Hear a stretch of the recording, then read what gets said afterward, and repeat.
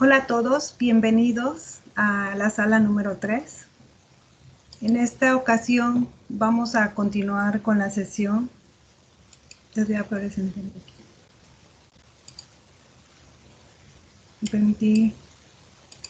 Me permití hacer una diapositiva para presentarles las ponencias que tendrán lugar en esta sala. De acuerdo al programa del día de hoy, nos toca energía y medio ambiente. Estaremos a cargo de la moderación, una servidora, y con apoyo del doctor Manuel Alejandro Estrella. Vamos a tener las siguientes ponencias, la número 51, que acabo de mencionar a sus ponentes, 67, 76, 82, 131, 140 y 142. Al momento de irlos presentando, pues voy a ir diciendo el título de su ponencia, vamos a poner el video que enviaron y ya posteriormente le vamos a pedir a cada evaluador, a cada ponente, que esté a la hora de las preguntas. Para participar pueden levantar la manita que está en la parte de arriba, así que la manita virtual, o bien pueden poner sus preguntas en donde están los comentarios, ¿ok? Y nos van a acompañar como evaluadores en esta sala el doctor Edgar Holguín Maciel y la doctora Elda Isaura España Gamboa. Bueno, pues vamos a iniciar.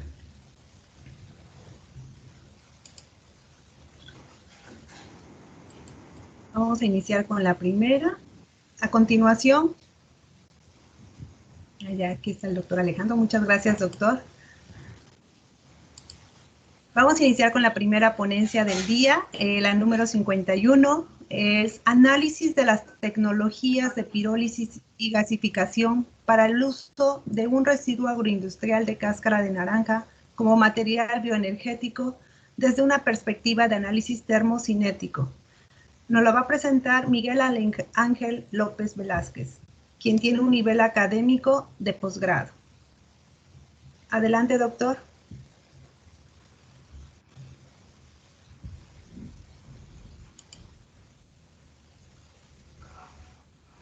Buen día, su servidor Miguel Ángel López Velázquez, del Instituto Tecnológico Superior de Álamo, Tecnapache. A mí me corresponde platicarles sobre un tema relacionado con biomasa, desde una perspectiva de análisis como sus probables usos y aplicaciones como material bioenergético.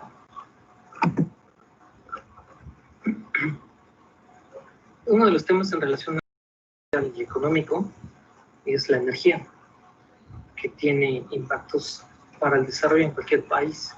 En esos términos, pues, obvio, hablamos de desarrollo social y económico. Y precisamente para poder paliar un poco la problemática del consumo de combustibles fósiles, debemos desarrollar tecnologías a base de fuentes renovables, como la biomasa, que es el tema que nos corresponde. Y precisamente, la agroindustria citrícola es entonces una importante fuente de residuos biomásicos. En México corresponde el quinto lugar en producción a nivel mundial de naranja. Esto garantiza una producción sostenida de alrededor de 2 millones de toneladas de este producto, lo cual en algún punto se transforma en residuos utilizables para la producción de energía, del grado que la industria procesa la tercera parte para producción de jugo concentrado. Esa tercera parte, si se procesa, el 60% es jugo y el 40% residuo. Este residuo, por lo menos para el estado de Veracruz, obtendremos alrededor de 76,000 toneladas al año de materia prima seca. Esto es una materia en términos de uso muy importante. Consideraciones generales para este estudio. Se comparó el comportamiento térmico y cinético de la biomasa lignocelulósica del residuo de cáscara de naranja en 2 atmósferas, en aire y nitrógeno, mediante el uso de técnicas termoanalíticas y espectroscópicas combinadas. En este caso, un análisis termogravimétrico en espectroscopía infrarroja de transformada de Fourier. Nuestro estudio analiza la degradación térmica de biomasa y como concepto básico, esto de la degradación térmica, podemos decir que es un craqueo térmico que puede ser en ausencia o presencia de oxígeno, ya sea de una materia orgánica que puede ser biomásica o no. Y bueno, finalmente este es un proceso complejo que produce o que se produce a través de una serie de reacciones complejas que pueden ser simultáneas, paralelas y consecutivas. Y analizando un poco el perfil de degradación térmica ya de ambas atmósferas de la biomasa en cuestión, podemos ver que observan ustedes en la diapositiva, tenemos un gráfico de que nos representa la pérdida de masa en relación a la temperatura. Y esto se ve aquí, visualmente se ve en esta línea azul. Este es el TGA en la atmósfera de aire, este es el TGA en la atmósfera de nitrógeno. También tenemos la derivada de la variación de la masa con respecto a la temperatura, que es esta curva. Bueno, como resultados de estos dos gráficos tenemos que existen 3 máximos en cada uno de los, en el proceso de degradación térmica para las atmósferas. De hecho, se presentan los 3 máximos. El primer máximo en ambas atmósferas está alrededor de los 50 grados centígrados. El segundo máximo se presenta alrededor de los 300 grados centígrados, 380 grados centígrados. Y el último de los máximos se presenta entre 430 y 427 grados centígrados. Desde el otro punto de vista, la pérdida de masa, que es lo que se llama esta línea azul, representa también datos similares en cada una de las atmósferas. Aquí hay más diferencia, porque se ve que, por ejemplo, para la atmósfera en aire, la pérdida de masa es muchísimo mayor comparada con la atmósfera en nitrógeno. Y en el primer pico presenta alrededor de 28% en la atmósfera de aire, también un 28%, bueno, alrededor del 32% en la atmósfera de nitrógeno. En la segunda etapa ya hay una diferencia donde hay un 10% más, menos de masa de pérdida. Por ejemplo, en el aire se pierde el 40% y en la atmósfera de nitrógeno se pierde únicamente el 30%. Y al final, en el último paso de la reacción, observamos que para la atmósfera de aire se pierde el 19% de la masa, y en caso contrario, para la atmósfera de nitrógeno únicamente se pierde el 8%. Esto da como resultado una masa residual en la atmósfera de nitrógeno de alrededor de 24%, que en el caso de la atmósfera de aire únicamente se observa un 4% de pérdida de masa.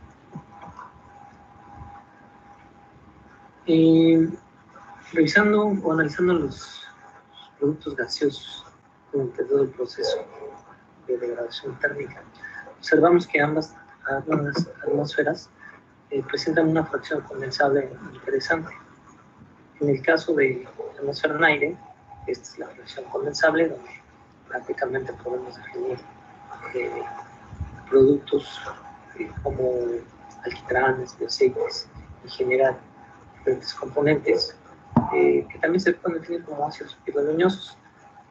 Y en el caso de la atmósfera en nitrógeno, la huella de la molécula es un poco más grande, es decir, que pues, parece que hay una presencia más importante de compuestos tipo pirrolinoso. Para el análisis del perfil energético,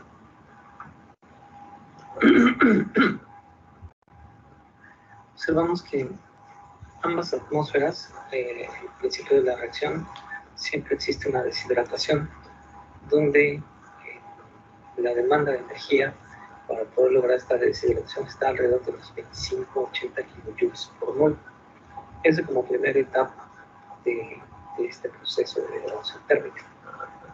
Y la segunda etapa corresponde a la degradación de la hemicelulosa. La hemicelulosa en ambas atmósferas presenta una primera etapa en donde se ve que la depolimerización comienza con una demanda de energía en ambos casos entre 50 y aumenta hasta 150 kilojoules por mol. Existe una segunda etapa para ambas atmósferas. Aquí sí hay una diferencia importante, donde vemos que para la atmósfera en aire se presenta una disminución de la demanda energética, y el caso contrario para la atmósfera en nitrógeno, la demanda aumenta. Y bueno, es obviamente el comportamiento correspondiente al tipo de atmósfera que se está marcando. La segunda etapa prácticamente es la etapa intermedia en ambos procesos, en ambas atmósferas, donde podemos observar pues una contribución simultánea de los tres componentes básicos de la biomasa lipocelulósica. Ahí se descomponen los tres componentes, y la diferencia en términos energéticos es que en la atmósfera en aire sí se presenta una disminución en la demanda energética, pero más o menos está en promedio alrededor de los 145, 120 kilojoules por mol. En el caso de la atmósfera en nitrógeno, sí existe una demanda, la demanda que va alrededor de los 520 hasta los 220 kilojoules por mol.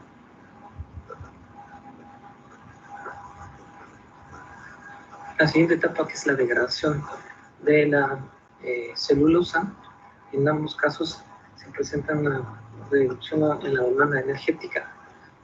En este caso para el aire corresponde entre 120 y disminuciones de 50 kilojoules por mol, y para el caso de la atmósfera de nitrógeno está desde los 250 y se reduce hasta los 205 kilojoules por mol en esa etapa.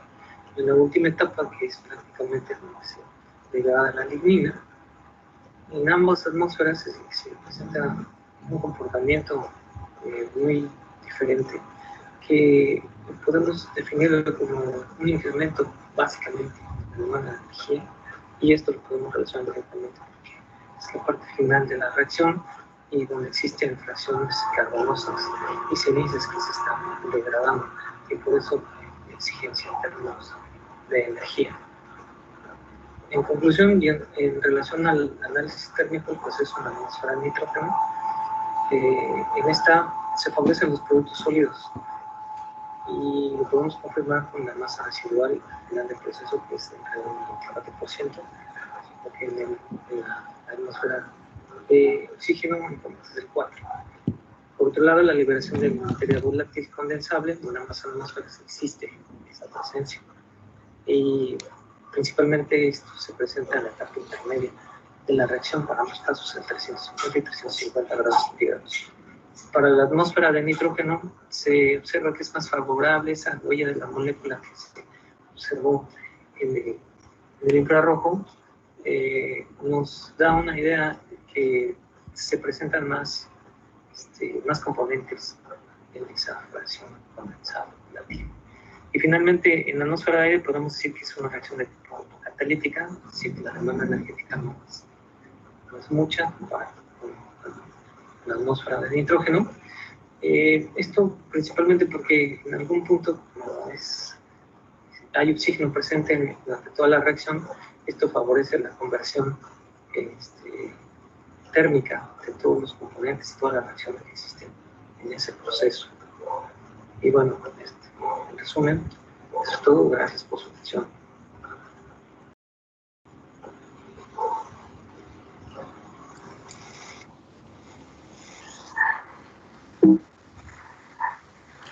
Muchísimas gracias, doctor Miguel Ángel. Tenemos tiempo para preguntas.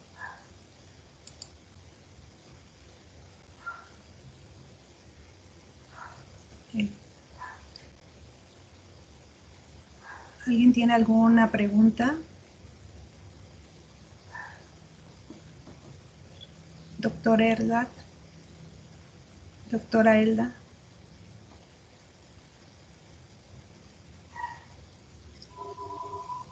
Sí, buenas tardes. Adelante.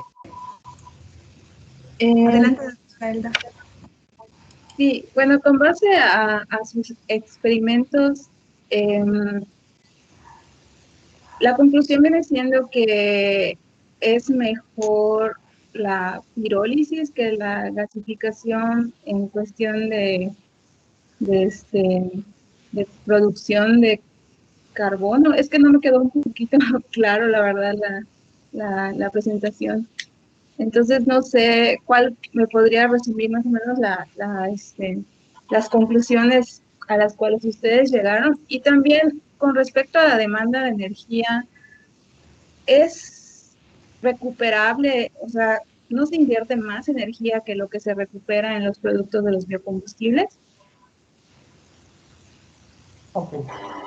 Bueno, una disculpa, la presentación igual se me complicó las condiciones para poder grabar y el audio se llama.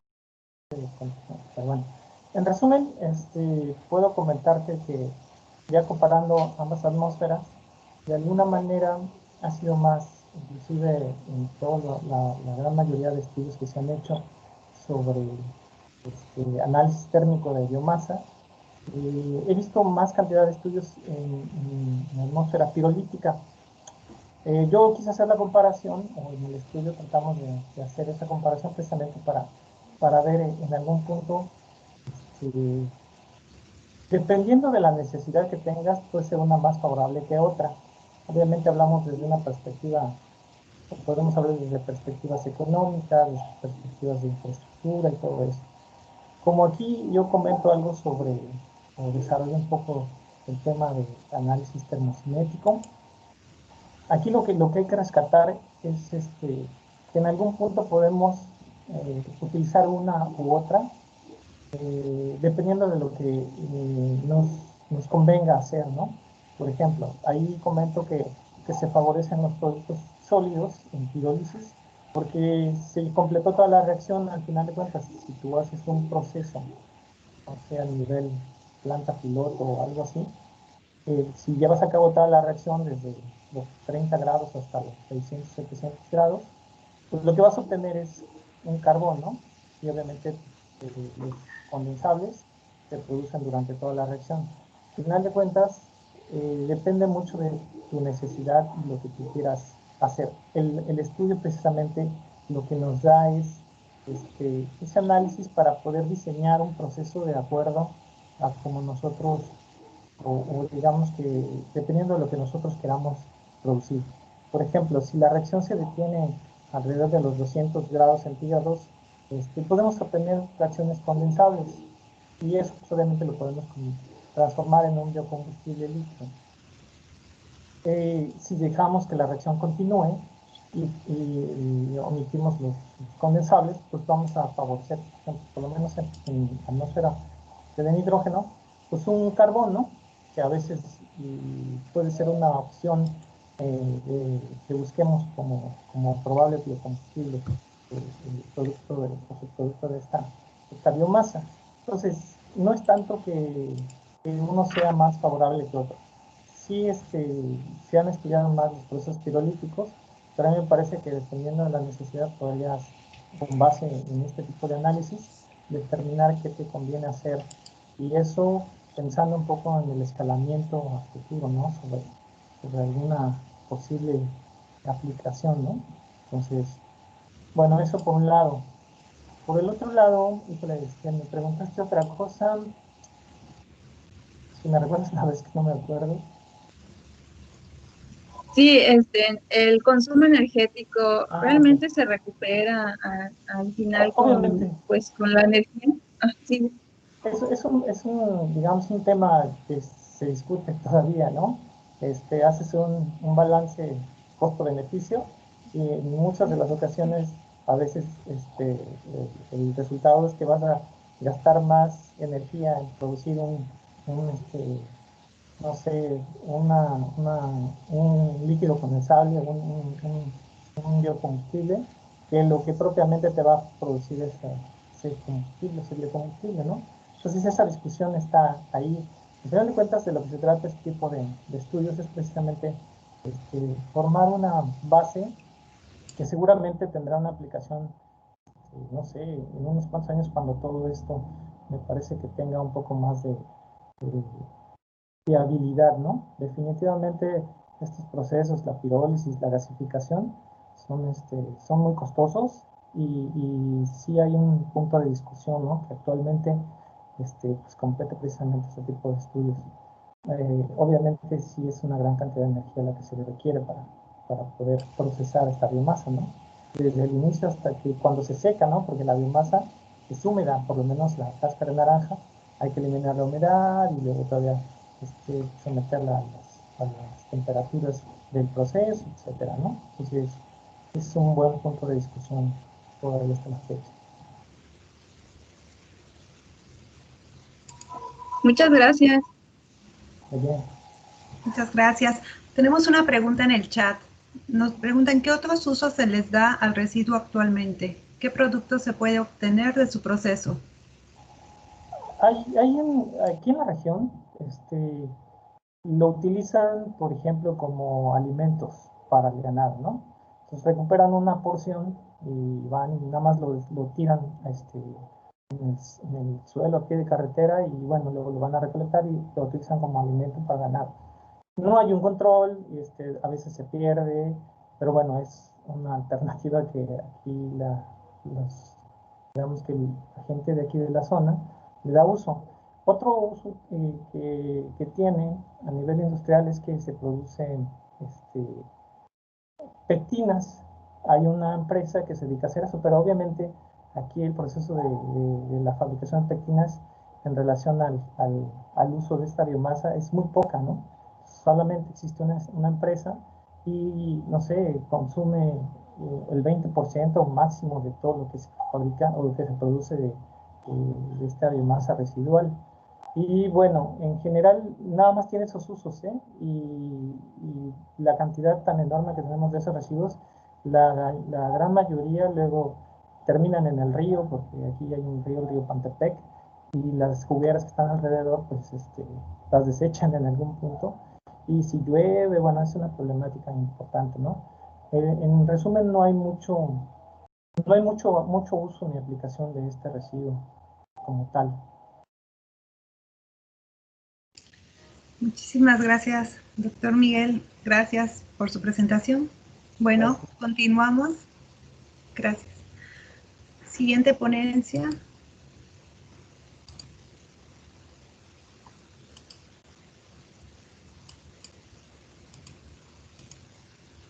A continuación, Alejandro Ruiz Marín nos presentará la producción de hidrógeno inmovilizada de algas en alginato de sodio.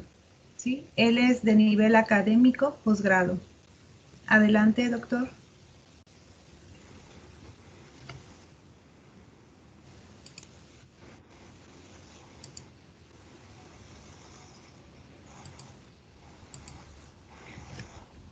Muy buenos días, muchas gracias por la oportunidad de poder presentar ante ustedes uno de los trabajos que realizamos en la Universidad Autónoma del Carmen. Mi nombre es Alejandro Ruiz Marín, profesor investigador de la Facultad de Química.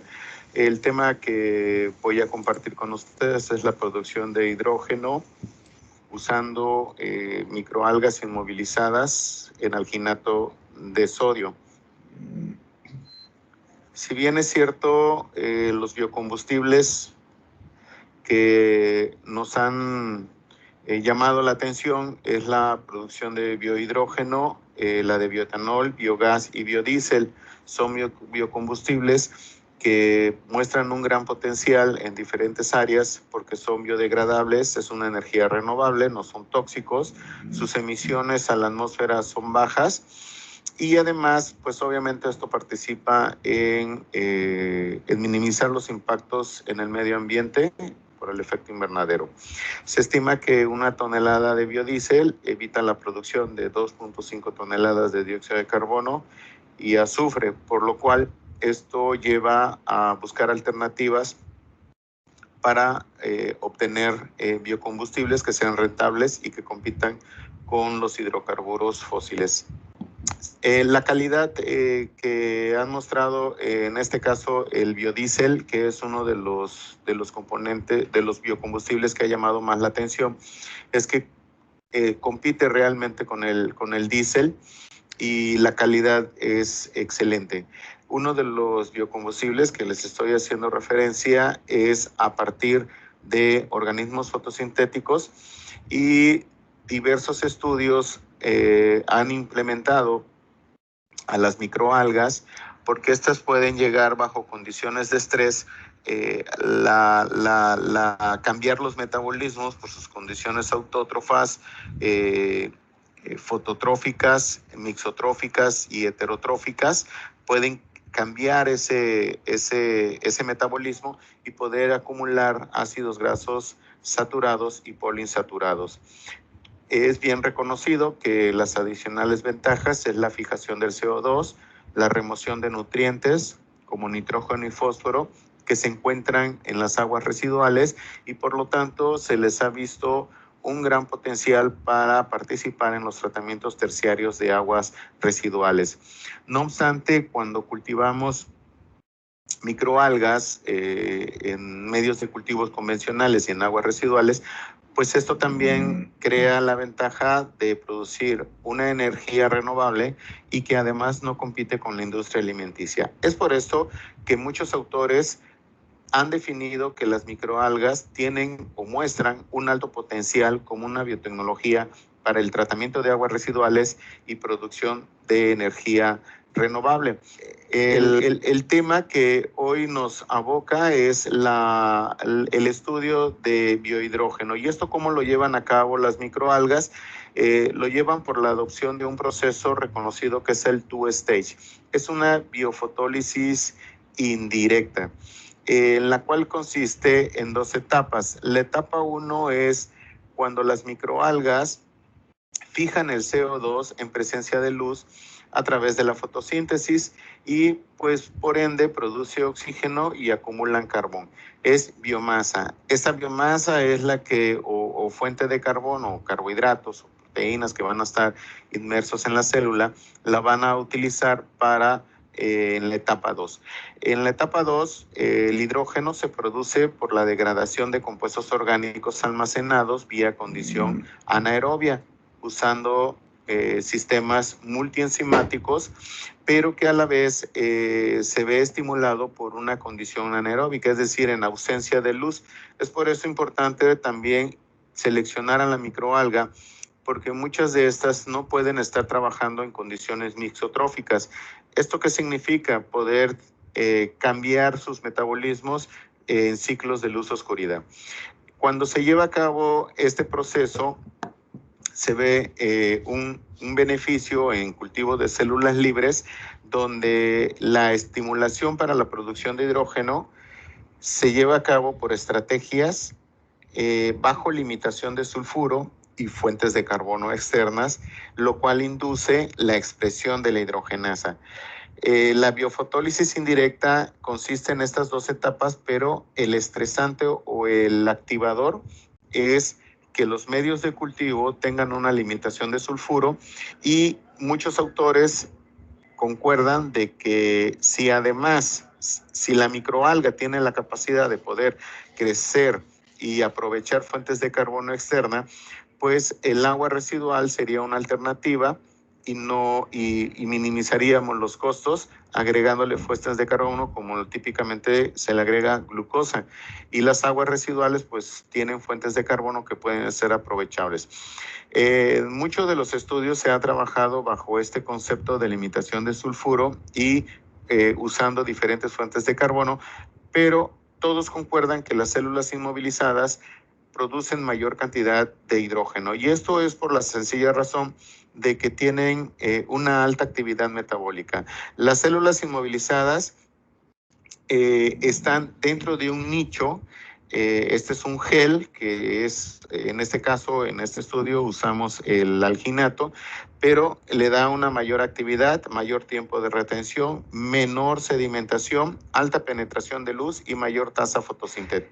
Es por esto que el objetivo de este estudio es, al utilizar el método two-stage, podemos utilizar también una inducción en la etapa 1, en vez de luz blanca, utilizar fuentes de luz, porque estudios recientes nos han demostrado que cuando cultivamos microalgas bajo luz azul, aumentamos el crecimiento, y cuando las cultivamos bajo luz púrpura, lo que hacemos es disminuir el crecimiento y aumentar la acumulación de lípidos. Por eso seleccionamos estos dos tipos de fuentes de luz para cultivar dos microalgas verdes, que son Chlorella vulgaris y Esenedesmus obliquus, inmovilizadas en esferas de alginato, y las cultivamos en agua residual artificial a diferentes fuentes de luz, azul y púrpura, bajo condiciones anaeróbicas. Los resultados, bueno, los materiales consistió primero en una aclimatación. Estas dos microalgas fueron obtenidas en Ensenada, Baja California, en el CICESE, y el medio de cultivo pues fue una modificación que hicimos por autores de Ruiz Marín y colaboradores en el 2010 y Guillard Enriter en 1962. La etapa 1 consistió en la inmovilización de Chlorella vulgaris y Esenedesmus. Se incubaron primeramente con un medio de cultivo que contenía 30 miligramos de amonio y en fotobioreactores bajo luz de luz a 140 microeinstein, blanca, azul y púrpura a 30 grados Celsius. Y la etapa 2, lo que hicimos fue eliminar el sulfuro. Entonces nuestro medio de cultivo fue modificado, como lo indicamos aquí en la etapa 2, y solamente le agregamos lo que es glucosa para ver la respuesta del sistema inmovilizado a estas dos fuentes de luz. Los resultados fueron muy claros en este sentido, porque no tratamos de manipular tanto el fotobioreactor, porque estuvo en una incubadora, en una cámara con ambiente con gas nitrógeno, para eliminar el oxígeno y así evitar la fotosíntesis, porque estuvo en oscuridad, y el flujo de nitrógeno se hizo a través de un sensor que nos proporcionaron los Cole Palmer, que es de la compañía, y pongo los datos del sensor para que tuviéramos mediciones de mililitros de hidrógeno por litro. Los resultados nos indican que efectivamente Chlorella vulgaris bajo luz púrpura tuvo una reducción satisfactoria de glucosa y una máxima producción de 60.4 y una alta productividad de 39, al igual que Esenedesmus obliquus.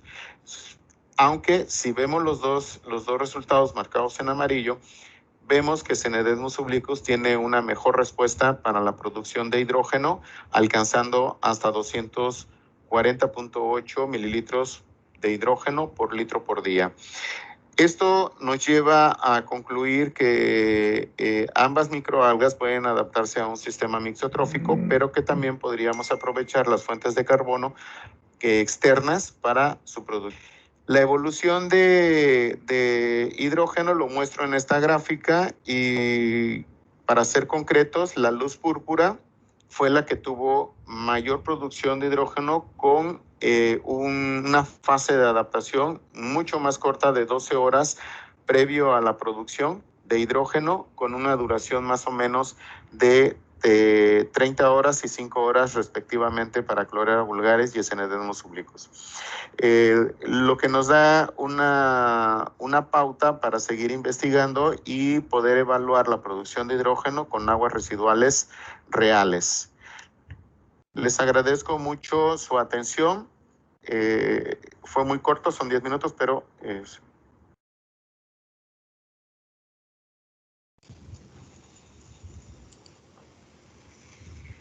Muchísimas gracias, Alejandro.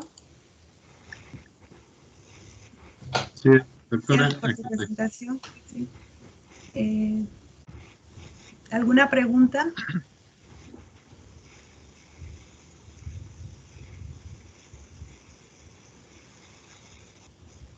Pueden levantar aquí la mano. Doctor Julio, adelante.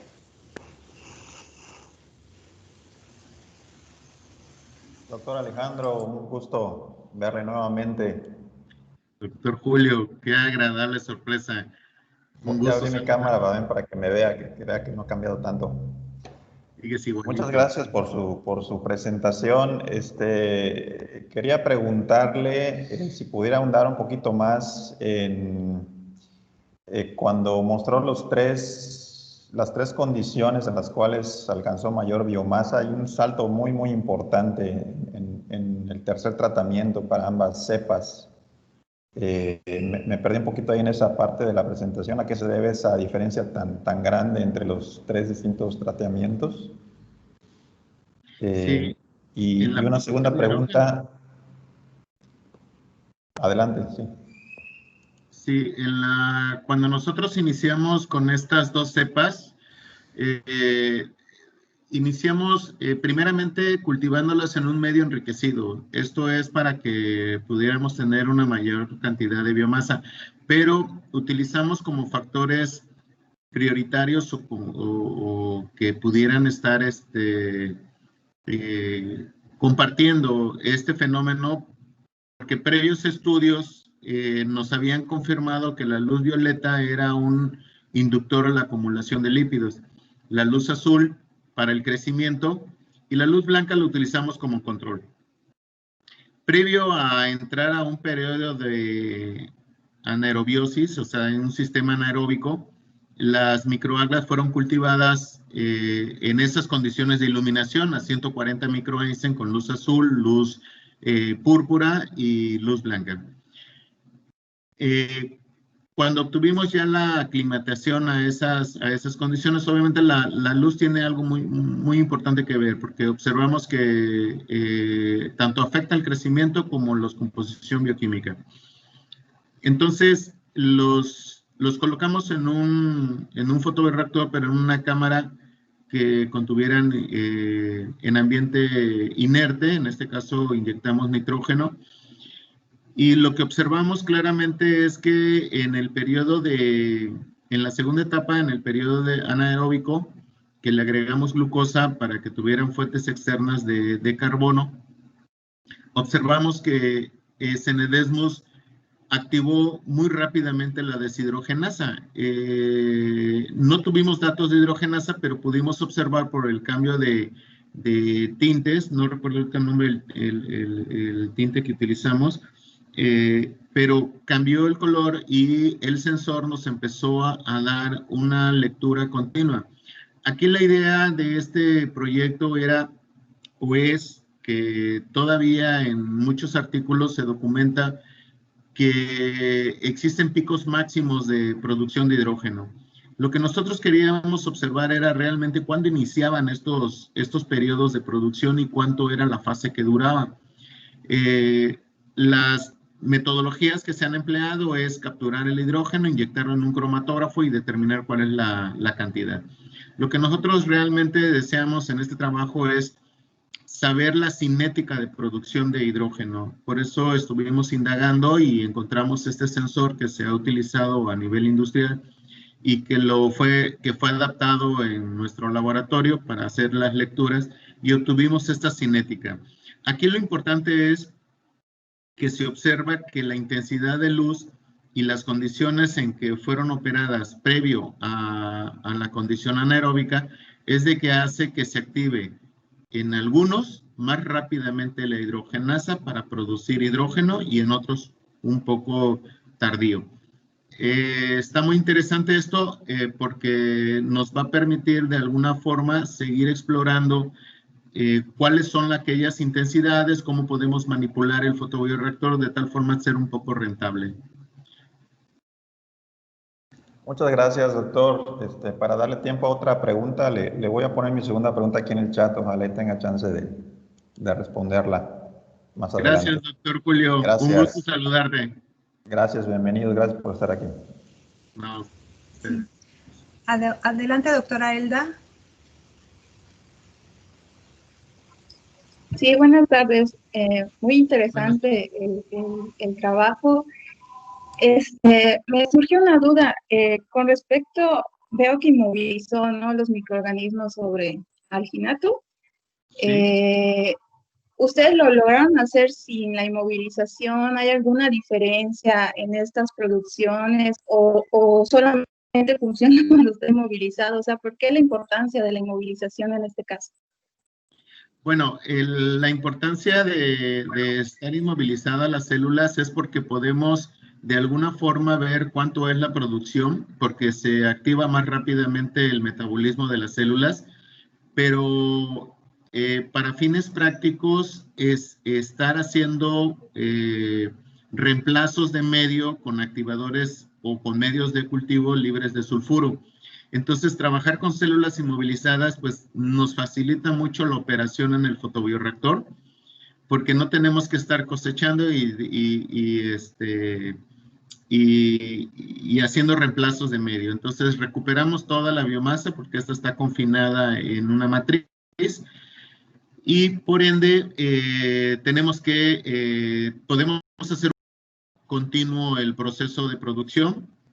Nosotros ya tenemos unos datos ahorita en lote. La idea, no sé si se visualiza, es que todas las células las estoy utilizando bajo un mismo reactor sin tener que estar cosechando. Ok, muchas gracias. A ustedes. Bueno, una última pregunta. ¿Cuál es el mercado del diésel en México? Dice actualmente, ¿cuánto se produce en México a nivel laboratorio, piloto y a qué costo estimado? No tengo los costos realmente ahorita porque se están modificando. Es que los costos varían de acuerdo a la materia prima. Por ejemplo, aquí en el sureste se está utilizando ahorita la palma y la verdad no tengo el dato ahorita porque se va moviendo esto con la economía y con la producción, pero recordemos que la generación de biodiesel siempre va en 3 generaciones. La primera es por semillas, la segunda es por desechos agroindustriales y la tercera generación es lo donde ya involucramos la biotecnología, utilizando microorganismos de tal forma que de aprovechar algunos sustratos para poder metabolizar y hacer más rápido este proceso de producción de biodiesel, si no tan rápido. Pero realmente lo que sí les puedo decir es que todos concuerdan que no se puede totalmente cambiar el consumo o reemplazar totalmente los biocombustibles fósiles. Muchos han pensado que debe de ser gradual y parcial. ¿Por qué? Porque es una tecnología que todavía se ha estado trabajando, en el cual principalmente los de tercera generación, los costos todavía no están siendo tan eficientes realmente para competir con los combustibles fósiles. Disculpas, no tengo a la mano los costos, no recuerdo cuánto están, pero sí se las debo esta vez. Bueno, muchísimas gracias, doctor Alejandro. Gracias. Un gusto, muchísimas gracias por la invitación. Gracias por estar aquí. Bueno, continuamos con nuestra siguiente ponencia.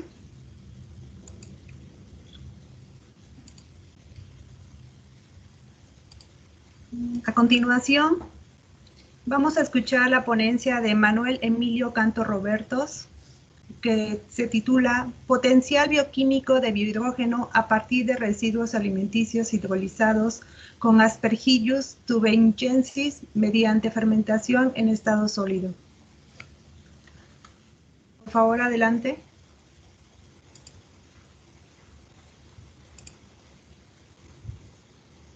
Buen día, estimado auditorio. Hoy me gustaría compartirles mi trabajo titulado Producción de biohidrógeno a partir de residuos alimenticios hidrolizados con Aspergillus tuberoensis mediante fermentación en estado sólido. En los últimos años se ha fomentado el modelo económico circular en el que se busca que los desechos se reintegren a la cadena de valor y que se puedan obtener productos de valor agregado. Un ejemplo de esto es la utilización de residuos alimenticios, en el que su acoplamiento a una digestión anaerobia nos pueden generar productos como pueden ser biofertilizantes, compuestos químicos que se pueden utilizar como plásticos, compuestos farmacéuticos y uno de los más estudiados, los cuales son los biocombustibles, entre ellos el biohidrógeno y el biometano. Entre las características de los residuos alimenticios es que estos son muy heterogéneos debido a las diversas fuentes de las que provienen, y dependiendo del tipo de fuente, pues esta va a condicionar muchas veces sus características. Un ejemplo es que los residuos que provengan de restaurantes y domiciliarios pues pueden ser muy altos en cantidad de grasas y proteínas, mientras que provengan de origen vegetales, pues pueden ser muy altos en humedad o que pueden ser muy ricos en carbohidratos. Y esta gran diversidad en cuanto a sus propiedades pues nos puede ocasionar problemas durante la digestión anaerobia. Entre ellas es la acidificación del reactor, inhibición por altos contenidos de proteínas y lípidos, problemas operacionales por espumas y sólidos no sedimentables, y otra, que es el caso de nos interesa a nosotros en este trabajo, pues que debido a la presencia de compuestos difícilmente biodegradables es que se produzcan bajas tasas de producción de biogás. Un inconveniente de estar utilizando estos desechos orgánicos pues es la presencia de lignina, celulosa y hemicelulosa, los cuales no son fácilmente biodegradables y por lo tanto es necesario aplicar pretratamientos. Entre lo que se ha investigado está la hidrólisis ácida y térmica, pero existe el riesgo de inhibición por formación de fenoles y furanos.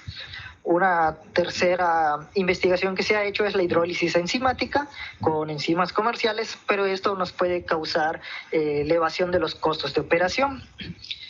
Pero nosotros podemos solucionar esto si logramos que ciertas enzimas se produzcan in situ del desecho orgánico, y esto se puede utilizar acoplando una tecnología que se utiliza bastante en ingeniería de alimentos, la cual es la fermentación en estado sólido, donde se busca que en un medio sólido crezcan microorganismos como pueden ser hongos o bacterias y que éstas permitan la hidrólisis.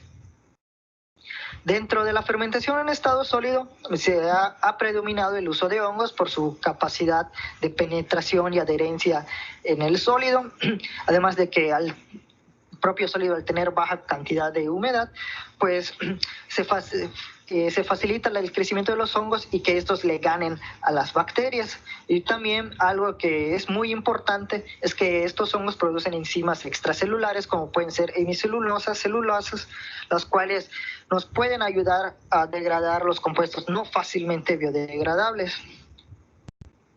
Es por ello que el presente trabajo tiene como objetivo evaluar el potencial bioquímico de hidrógeno de residuos alimenticios hidrolizados con Aspergillus thuringiensis mediante la fermentación en estado sólido. Lo referente a la metodología, lo que les voy a compartir es acerca de la etapa 3 de mi tesis doctoral, que es el potencial bioquímico de biogás de residuos fermentados. Lo referente a la preparación del sustrato fermentado se logró aplicando una solución de 2 por 10 a la 6 esporas por cada mililitro, y por cada mililitro de esta solución se agregó a 20 gramos de residuo alimenticio macerado y se dejó fermentar durante 5 días, en el que cada día se estuvo midiendo la concentración de carbohidratos solubles. Una vez que se obtuvo el residuo alimenticio fermentado, se realizó la prueba de potencial bioquímico de hidrógeno utilizando las recomendaciones por Carrillo y colaboradores en 2019. Los tratamientos consistieron en control blanco, control glucosa, 2 tratamientos sin presencia de hongos, el cual nosotros llamamos SPH, y 2 de residuo alimenticio fermentado, RAF. Estos 2 de cada tratamiento importante de SPH o RAF se hizo para obtener el rendimiento ajustado, al restarle a SPH lo que se obtuvo de su propio tratamiento endógeno, y lo mismo se aplicó con RAF. Los métodos y técnicas son las que se muestran en la tabla. En cuanto a los resultados de la fermentación, se obtuvo que hasta el quinto día, nosotros logramos pasar de 19 a 39 miligramos de carbohidratos solubles por cada gramo de sólido total, lo cual pues evidencia que sí, la fermentación en estado sólido sí logra incrementar la concentración de azúcares fermentables. En cuanto a los resultados de la cinética, utilizando el modelo de Gompers, nosotros vemos de que en cuanto al coeficiente de latencia, el cual es lambda, vemos que el residuo alimenticio fermentado con hongos obtuvo un inicio muy rápido. En 1.3 horas ya estábamos teniendo la producción de biogás, en comparación del tratamiento SPH, donde entre 8 y 9 horas tardaron los microorganismos para empezar a generar. Y nada más de comparación, vemos de que la glucosa se tardó casi 17 horas en poder empezar a generar biogás.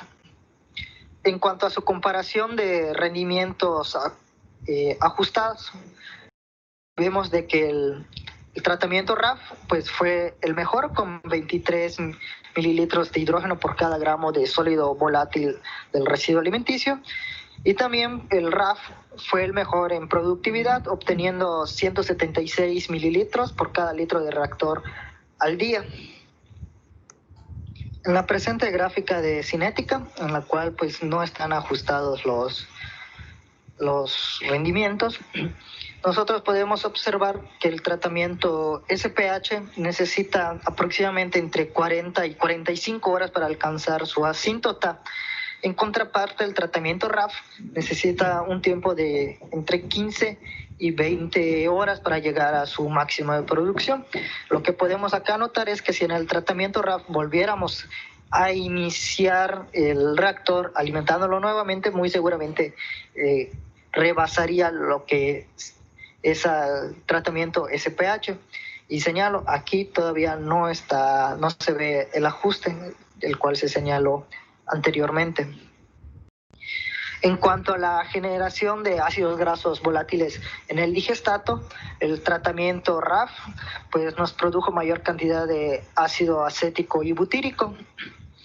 Y este digestato nosotros lo íbamos a utilizar para generar metano, pero por cuestiones de la pandemia ya no nos dio tiempo de realizar esta segunda etapa.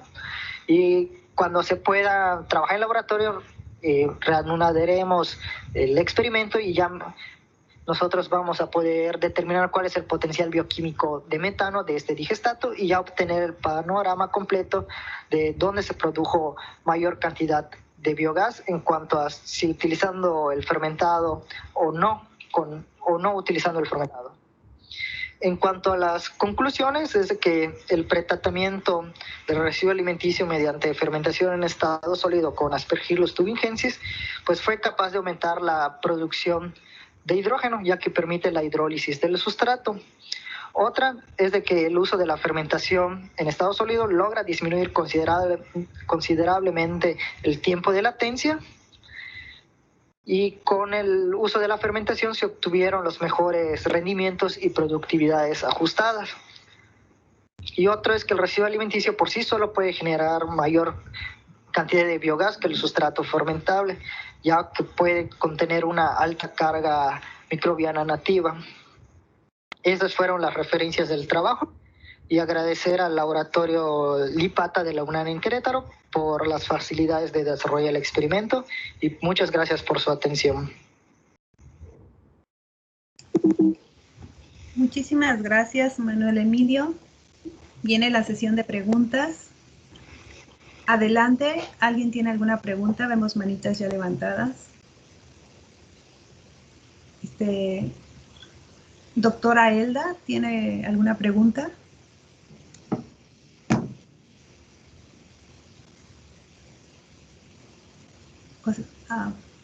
Se le olvidó bajar la manita. Bueno, doctor Alfredo, por favor, hola, adelante. buenas tardes. Pues muchas gracias por su presentación, felicidades por el trabajo. Me queda ahí un poquito de duda con respecto a una cuestión de concepto.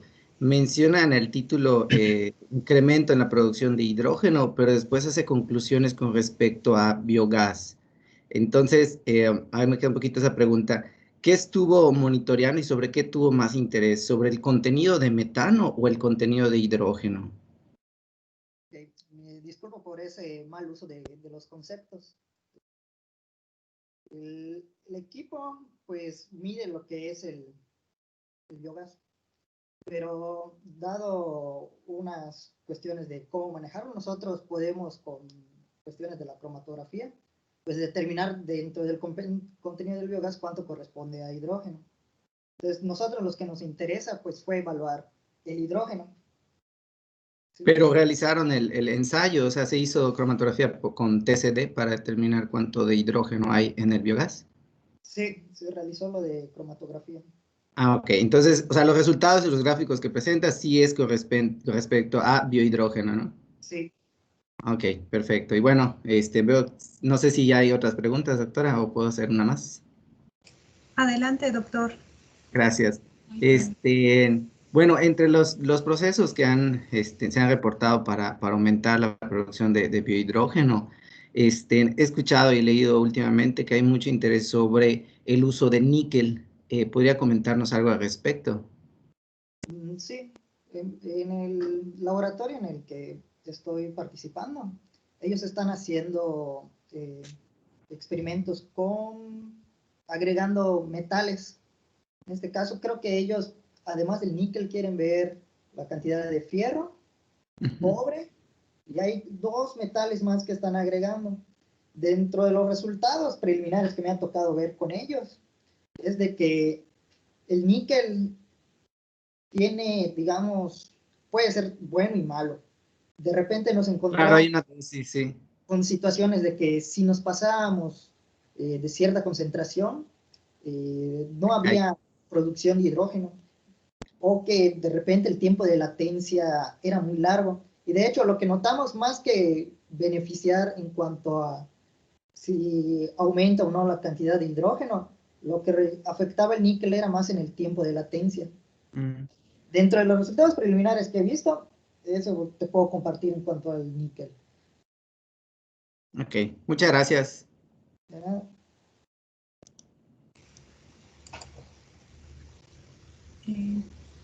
¿Alguien más tiene alguna otra pregunta? A ver, Valeria. Adelante, Valeria. Hola, buenas tardes.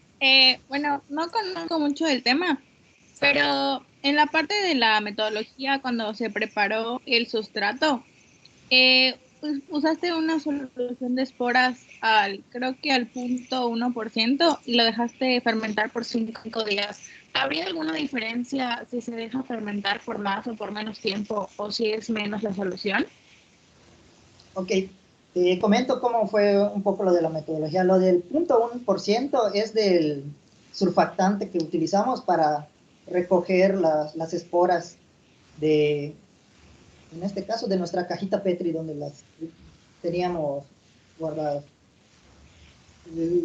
Lo que hicimos en realidad fue evaluar 3 especies de hongos que nosotros logramos aislar de una fruta, la cual fueron, me parece que Aspergillus y 2 levaduras, las cuales no me acuerdo el nombre.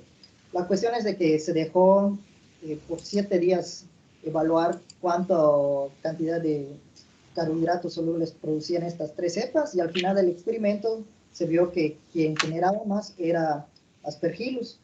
Pero te diré que aunque se tenga corrido en 7 días, no al final del 7º día se obtenía más cantidad de carbohidratos solubles, sino que lo que notábamos es que había un creciente de producción entre el 2º y 4º día, y a partir de ahí disminuía la cantidad de carbohidratos.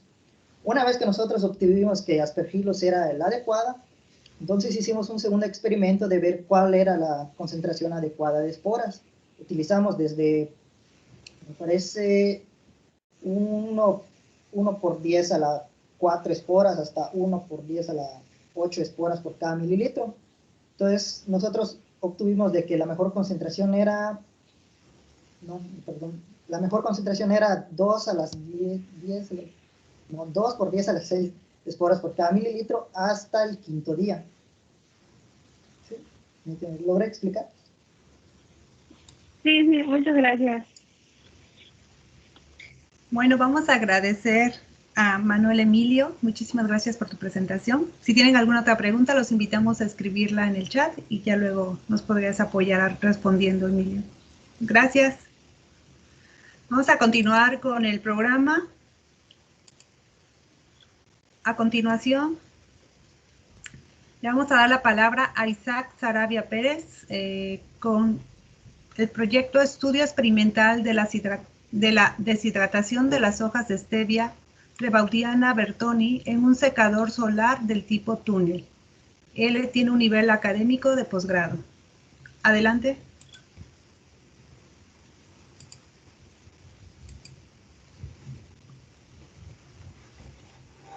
Hola, buen día. Les saludo Isaac Sarabia, estudiante de Ingeniería en Energías, propia de la Universidad Autónoma de Campeche.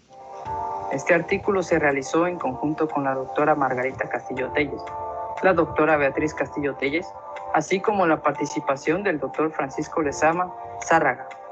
Se tuvo aporte por parte del Instituto de Energías Renovables de la Universidad Nacional Autónoma de México. El tema del que se basa esta presentación es misma de la deshidratación solar de las hojas de stevia. Para ello, es esencial conocer ¿qué es la stevia? La stevia es un pequeño arbusto originario de Paraguay. Brinda un alto poder endulcorante y nulo aporte calórico. La hoja seca contiene carbohidratos, proteínas y mininutrientes que en conjunto aportan hasta 275 kilocalorías por cada 100 gramos de hoja seca. E incluso posee un alto contenido de antioxidantes, siendo de 5 a 6 veces mayor que el té verde. Si eso es poco, tiene propiedades antidiabéticas, es decir, que regula los niveles de glucosa, antiglicémicas, anticaries, reduce la presión arterial y antiestrés. Debido a sus características y atractivo económico, su producción ha ido en aumento a nivel nacional, siendo China su principal productor, seguido de Paraguay, y los principales consumidores son China, Japón y Corea. La hoja de stevia contiene de 9 a 13% de endulcorante, el tallo menos del 3% y la raíz no contiene. Hoy en día la stevia se cultiva de forma intensiva. Puede consumirse la hoja fresca o seca. Triturada es 30 veces más dulce que el azúcar. En lado opuesto tenemos el azúcar, el cual sabemos que es un endulcorante natural de mayor consumo. Contiene vitaminas naturales y elementos que permiten su metabolización, que al procesarse con un refinado son eliminados y el organismo humano, para compensar, moviliza sus propias reservas, ocasionando un déficit. Su consumo está asociado a muchísimos problemas de salud, en donde destacan caries dentales, infartos, tensión nerviosa, obesidad, diabetes, entre muchos otros. Para la deshidratación de la stevia, se ha empleado un horno no convectivo. Se puede apreciar en la imagen izquierda de la pantalla. Este se encuentra a condiciones controladas de temperaturas entre 45, 55 y 65 grados Celsius, con tiempos de secado de 240, 330 y 420 minutos. Asimismo, se ha empleado un secador solar tipo túnel. Se encuentra justo en el centro de su pantalla, con tiempos de secado entre 70 y 210 minutos. Las pruebas se realizaron en el Laboratorio de Secado Solar del Instituto de Energías Renovables, de la Universidad Nacional Autónoma de México, de Mixco, Morelos. La cámara de secado tiene una estructura metálica y aislamiento térmico. En la entrada del túnel se colocó un difusor externo y un filtro de aire a la salida, con el fin de extraer el aire caliente y húmedo, se colocó una chimenea. Sin embargo, para eficientar el secado, se emplearon 5 colectores solares planos conectados en serie mediante un intercambiador de calor. Se transfiere el aire caliente a la cámara de secado a una temperatura hasta de 60 grados Celsius. Para iniciar con la deshidratación, se seleccionaron las plantas maduras de stevia, cultivadas en el municipio de Tenabo, Campeche, y en Temixco, Morelos. Se cortaron las ramas y las hojas se separaron, basado en la madurez, color y frescura. También se lavaron y pesaron. El peso de las hojas se puede visualizar en la tabla. Campeche varió entre 0.30 y 0.34 gramos, mientras que las de Morelos osciló entre 0.22 y 0.31 gramos. Para la medición de las condiciones climáticas, se les presenta una tabla en el lado derecho de su pantalla. Se puede apreciar las características y la descripción de los instrumentos de medición que fueron utilizados durante el periodo de pruebas. Se registraron las variables climáticas y solarimétricas en la estación meteorológica del Instituto de Energías Renovables. Como puede observarse, durante los días de prueba, la irradiancia global, a la cual se representa de color rojo, se puede identificar con facilidad la semejanza a una campana de Gauss. Esto debido al horario solar. Los valores máximos promedio alcanzan los 950 y 990 watts sobre metro cuadrado. Los valores mínimos de la temperatura ambiente se presentan de color azul. El promedio máximo varió entre casi 30 grados Celsius y 33.29 grados Celsius. En cuanto a la humedad relativa, se puede visualizar en su pantalla de color verde. Los valores máximos medidos se encontraron entre los 32.65% y 50%. Ahora les solicito su atención en la tabla, de la cual se presentan las humedades iniciales y finales. Analicemos un poco. Las humedades iniciales oscilaron a muy pequeñas proporciones, mientras que las finales fueron inferiores a las obtenidas en los productos comerciales, cerca del 12% y 13%. Para el medidor de actividad de agua, es decir, la relación de agua en el producto con el medio ambiente, nosotros debemos tener en cuenta que esto se entiende de 0 a 1, siendo 0 un mejor producto. Ahora pasemos a la gráfica superior derecha. Allí tenemos el contenido de agua por el tiempo de secado. Se puede observar que si nosotros trabajamos con temperaturas de 45 grados Celsius, nos tomará mucho tiempo que la stevia llegue a un punto de secado esperado. Esto se relaciona al consumo eléctrico que nos va a tomar en cuanto al tiempo de secado, siendo este muy tardío. Con el mismo análisis, se evalúa las temperaturas de 55 y 65 grados Celsius, resultando de mejor sección la temperatura de 55 grados Celsius.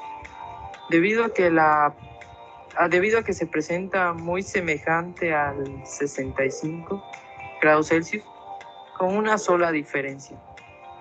Se requiere menor temperatura, de lo cual se deriva menor consumo eléctrico con relación al poco tiempo de diferencia. En cuanto al análisis de la gráfica inferior derecha, la cual evalúa la velocidad de secado, para una temperatura de 65 grados Celsius no se presenta ningún punto estacionario. Se mantiene con cierta forma decadente, constante. Sin embargo, observando la temperatura de 55 grados Celsius, al principio se mantiene estacionaria. Sin embargo, decae considerablemente. Acto seguido recupera su punto de estancado. Sin embargo, tiene un punto final muy aproximado a la temperatura de 65 grados, dando como resultado una óptima temperatura para los 55 grados Celsius. Comencemos a tratar con el resultado del secador solar tipo túnel. Iniciamos con los parámetros del sistema. Dicha gráfica se encuentra en el lado derecho de su pantalla. Se puede visualizar una irradiancia máxima de 920 watts sobre metro cuadrado. Asimismo, una temperatura máxima de 57 grados Celsius de agua en la salida de los colectores solares y una temperatura máxima de 48 grados Celsius en la cámara de secado. En el lado opuesto tenemos una pequeña tabla de la cual nos describe el porcentaje de humedad inicial del 80.7%, así como la del final, la cual nos resulta de 7.83%. De igual forma, la actividad inicial es de 0.992 y la final dando como resultado un 0.212.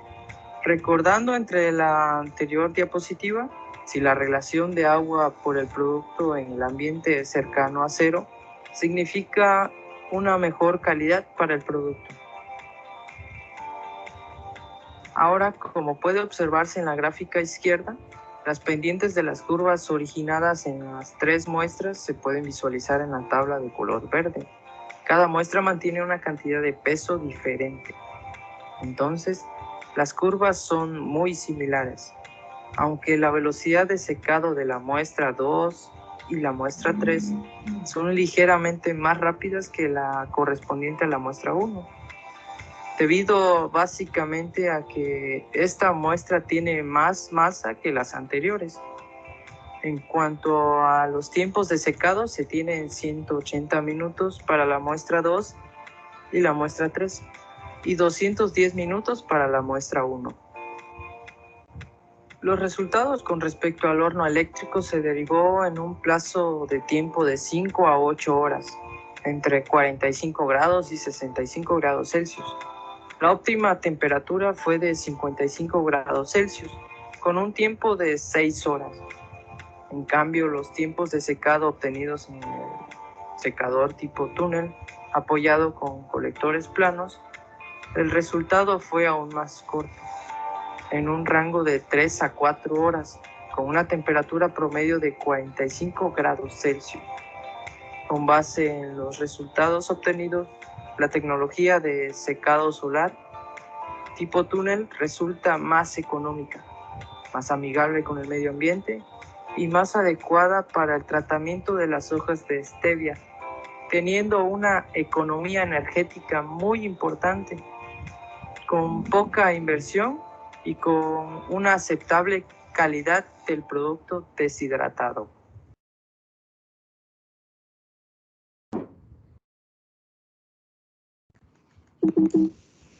Muchísimas gracias, Isaac. ¿Estás por aquí para que responda las preguntas? Sí, claro. Buenas tardes. Buenas tardes. ¿Alguien tiene alguna pregunta? Nada más quería aclarar algo. Sí, adelante, Isaac. Sí. Creo que hubo un problemita ahí con mi asignación. Estoy todavía cruzando la licenciatura en ingeniería. Entonces, estoy entre posgrado. Nada más quería mencionar ese detallito. Para que no se cruce de alto. Más que nada para los evaluadores. Entonces sería Sí. nivel licenciatura. Muchísimas gracias. Sí. Lo corregiremos. Claro que sí. Gracias. Tenemos una pregunta en el chat. Dice, bueno, es la última. Pero creo que ya la respondiste. Alguien preguntaba sobre si afectaba las propiedades químicas ese tipo de secado. Algo así. Sí, es que más que nada nosotros estamos haciendo la comparativa entre un horno eléctrico no convectivo y un sistema de secado, de deshidratación solar con el tipo túnel. Entonces estamos evaluando la propia deshidratación, los procesos que se llevan a cabo. Sin embargo, estoy leyendo entre los comentarios de los participantes que se enfoca un poco más a lo químico. Ya en nuestro tema, pues se vio más que nada el proceso al cual se va a llevar la deshidratación de los alimentos, en este caso de la stevia. Ok. Y bueno, ya hay una curiosidad. Claro. Entonces, si llegaran a obtenerla, ¿para qué lo usarían? Si llegara a afectar las propiedades. Bueno, dices que no se van a meter en esto, pero supongamos que sí ya tienen alguna idea para qué la pueden aplicar. Claro, este proyecto lo hemos estado trabajando ya desde hace tiempecito. Entonces nosotros hicimos la comparativa entre un horno eléctrico no convectivo y un sistema de deshidratación tipo túnel. Entonces también igual estoy leyendo ahí las ventajas. Claro que hay ventajas, pues la calidad de la hoja de stevia es todavía muy factible. Aparte de que no estamos empleando energía eléctrica, simplemente es energía térmica que aprovechamos del sol. Entonces nos da esa ventaja ahorrativa, que es la que nosotros también estamos requiriendo. Sabemos que pues las energías renovables tienen un punto muy importante y es el caso nosotros tratar de comparar entre un sistema eléctrico, que es en este caso el horno no convectivo, a un sistema renovable, en este caso pues el secador solar tipo túnel. Entonces sí tiene bastantes ventajas en cuanto a la calidad del producto. Todavía llega a ser ligeramente superior que los que arrojan comercialmente. Así es. Ok, pues te agradecemos, Isaac. Hay preguntas, te invitamos a que si las puedes responder en el chat, debido al tiempo. Gracias por tu participación. No, ustedes, gracias. Bueno, vamos a continuar con el programa.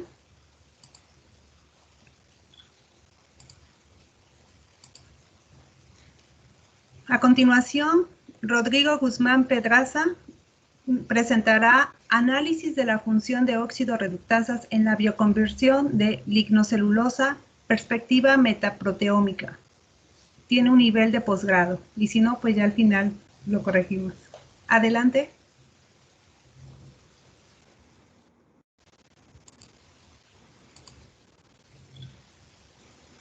¿Qué tal? Buen día, mi nombre es Rodrigo Guzmán Pedraza y el día de hoy voy a presentar el proyecto titulado Análisis de la función de óxido reductasas en la bioconversión de lignocelulosa desde una perspectiva metaproteómica. Esto con aras de celebrar el 8º Congreso de la Facultad de Ingeniería Química de la Universidad Autónoma de Yucatán. Como antecedentes tenemos que la industria del maíz es una de las más importantes y redituables de la nación. Pese a la actual situación económica y de salubridad que estamos viviendo, esta industria no se ha habido mermada en su producción a lo largo de este año. Sin ir más lejos, en el primer semestre del 2020 ya se cultivaron más de 6 millones de hectáreas destinadas a este grano, de los cuales 18.3 millones de toneladas han sido cosechadas, principalmente en los estados de Sinaloa, Michoacán y Estado. Ahora bien, como toda industria genera residuos. Sin embargo, en los residuos agrícolas se pueden reconsiderar como subproductos, ya que de estos se pueden obtener materiales de otro valor mucho más alto que lo habitual. Entre los principales subproductos del maíz tenemos el olote, el pericarpio y la hoja. En este proyecto en específico nos vamos a encargar de analizar el pericarpio. Como mencioné, la ventaja del aprovechamiento de estos subproductos es la obtención de productos de alto valor. En pantalla presento los principales productos de alto valor que se pueden encontrar a partir de estos subproductos. Y como pueden observar sus precios, estos son elevados debido a la poca disponibilidad y a las pocas estrategias que se tienen para su obtención, por lo cual es un nicho de oportunidad para la empresa nacional. Una de las estrategias que se utiliza para este objetivo pues es el aprovechamiento de las fuerzas biotecnológicas, en este caso de los sistemas enzimáticos. Existe una nomenclatura para las enzimas activas sobre carbohidratos o CASAEMS, en las cuales, dependiendo de su función catalítica, se clasifican. Tanto pueden ser actividades auxiliares, glucosilhidrolasas, módulos de una carbohidrato y carbohidrato esterasa. Si bien hasta el momento se tiene un amplio conocimiento de las glucosilhidrolasas, las actividades auxiliares son también importantes en estos procesos de hidrólisis lignocelulósica. Sin embargo, como bien menciono, no está bien conocido en la naturaleza de estas proteínas, que en su mayoría son enzimas tipo óxido de reductasa.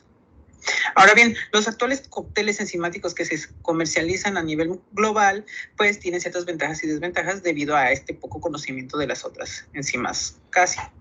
Entre las principales ventajas que tenemos es que son amigables con el medio ambiente, demandan poca energía como procesos químicos y físicos, no existe un consumo en los productos del sistema, pues no hay entes biológicos que aprovechen esto para su desarrollo. Sin embargo, esto también conlleva ciertas desventajas. Entre las principales desventajas que tenemos actualmente es que la complejidad y la incompatibilidad del sustrato con las enzimas generaría bajos rendimientos en la obtención de los azúcares solubilizantes. Además de que actualmente todas las marcas comerciales manejan como fuente hongos filamentosos, lo cual puede también conllevar a ciertas limitaciones de rendimiento. Y por último, estas mismas enzimas pueden estar no totalmente puras y habiendo otras en el mismo cóctel puede generar inhibición por los productos que se van generando. Todo esto nos conlleva al siguiente objetivo: identificar las interacciones y sinergias puntuales de las oxidorreductasas activas sobre carbohidratos secretadas por el consorcio PM06 durante la degradación del pericarpio de maíz nixtamalizado. Como metodología, puedo mencionar que se realizó una fermentación en estado líquido a 168 horas, seleccionando 3 puntos representativos de dicho proceso, a las 4, 96 y 168 horas. Los sobrenadantes de estos tiempos fueron mandados a la empresa Creative Proteomics para que se realizara el estudio metasecretómico. Este estudio metasecretómico nos permitió obtener archivos de texto plano donde se encontraron todas las proteínas secretadas por este consorcio, las cuales primeramente fueron asociadas con el metatranscriptoma del consorcio previamente ya obtenido, para así realizar una asignación taxonómica de las proteínas. Y también se hizo una asociación funcional de las proteínas presentes en estos sobrenadantes. A partir de ahí se seleccionaron las enzimas que realmente participan en la degradación de lignocelulosa, obteniendo todas las enzimas activas sobre carbohidratos y resaltando que las enzimas asociadas a las actividades auxiliares fueron sometidas a un análisis in silico para confirmar la actividad catalítica predicha por los softwares. Una vez entendido y captado toda esta información, pues se procedió al entendimiento y al desarrollo de modelos que nos permitan entender dicho proceso. Como resultados puedo mencionarles que el pericarpio de maíz es una parte del maíz altamente rica en hemicelulosa. Como pueden observar, silano y arabinano son los principales componentes de dicha estructura y son los más abundantes. En segundo término tenemos a la glucosa y el compuesto menos abundante es la lignina. Sin embargo, estos dos últimos compuestos son los que más lento reciben un proceso de degradación, es decir, el consorcio no los consume de una manera acelerada como la hemicelulosa, lo cual puede sugerir que existen ciertas interacciones entre estos que inhiba o que dificulte el aprovechamiento de los microorganismos sobre este. Ahora bien, cuando realizamos la afiliación taxonómica de estas enzimas, podemos observar que más del 50% de las proteínas en los 3 tiempos representativos son de bacterias pertenecientes al filo de Actinobacteria. Y podemos resaltar que Microbacterium es el que aporta, por ejemplo, más del 50% a las 96 horas de estas enzimas, lo cual le da cierta importancia sobre todos los demás microorganismos en este consorcio. En la figura 3 también presentamos lo que es la abundancia másica de las principales oxidorreductasas durante este proceso y podemos observar diferentes comportamientos, es decir, que las enzimas no se mantienen en la misma cantidad durante todo el proceso de degradación. Vemos que existe una especie de secuencia en la que vemos que en la primera etapa hay más enzimas como la glucoligosacaridoxidasa y la monoxigenasa lítica de polisacáridos, que son altamente reconocidas como enzimas capaces de hidrolizar hemicelulosa y celulosa. A tiempos intermedios vemos que existe una abundante que es la celobiosa deshidrogenasa, la cual se encarga de solubilizar aún más estos fragmentos que las enzimas anteriormente mencionadas ya hicieron. Y por último, a las 168 horas podemos apreciar que más del 80% de las enzimas activas oxidorreductasas, pues es la vainillina alcoholoxidasa, que también está muy reportada en los procesos de deslignificación, es decir, la remoción de lignina en material lignocelulósico. Cuando vemos esto desde una perspectiva temporal, podemos ver que existe una especie de secuencia y esto está totalmente correlacionado con la naturaleza del sustrato conforme va pasando el tiempo. Es decir, que estas enzimas obedecen a la estimulación que está presente en el medio debido al sustrato. Ya yendo de una manera más cuantitativa, podemos presentar la tabla número 1, en donde vemos ya las enzimas con la asociación taxonómica y su posible actividad enzimática. es de resaltar que ya aquí estamos reportando por primera vez ciertas enzimas que anteriormente se reconocían solamente en hongos, por lo que esto representa un avance significativo en el entendimiento de los procesos de deslignificación por parte de bacterias. Como conclusiones de este proyecto, podemos mencionar que el filoactinobacteria en el consorcio PM06 tiene un rol fundamental en la degradación del pericarpio, además de que la presencia de estas enzimas depende mayormente de la naturaleza del sustrato. Esta dependencia y la constante de algunas enzimas oxidorreductasas garantizan un mayor flujo de nutrientes en este sistema. Por lo tanto, podemos decir que el consorcio PM06 aprovecha íntegramente el pericarpio de maíz nixtamalizado. Y por mi parte sería todo. Muchas gracias. Muchísimas gracias, Rodrigo. Vamos a la sesión de preguntas. Claro. Buenas tardes. Sí. ¿Alguien tiene alguna pregunta?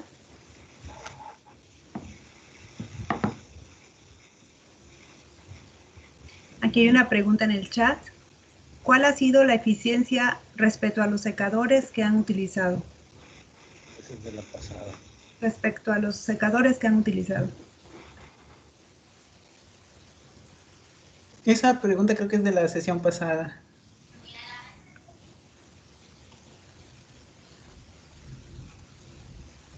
Ah, ok. Disculpe. Bueno, la doctora Hilda, adelante, doctora. Buenas tardes. De acuerdo a esto que tú has dicho, ¿no? Que hay una secuencia. ¿Ustedes han evaluado diferentes tipos de sustrato o solamente este que presentaste ahorita? Y también otra duda, perdón, ¿tú podrías como generar algún, vamos a decir, algún consorcio sintético? Vamos a decir, yo voy a poner tanto de este, tanto de este, tanto de este, que como que me garantice que podría ayudarme a poder desbaratar este material lignocelulósico en cualquier tipo de residuos.